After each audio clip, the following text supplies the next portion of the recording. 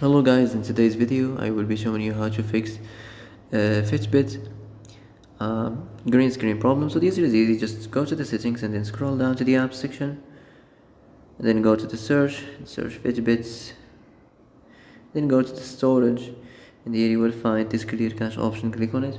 Now you can go check it if it worked, and if it didn't you can try to restart your phone or turn the Wi-Fi off and on, or the Bluetooth or the airplane mode.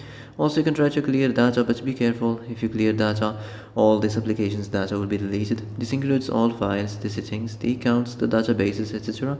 So be careful if you want to clear your data.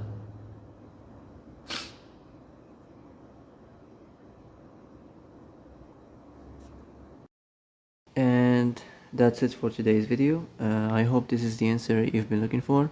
If you like this video, don't forget to like and subscribe, and see you in the next video. Thanks for watching.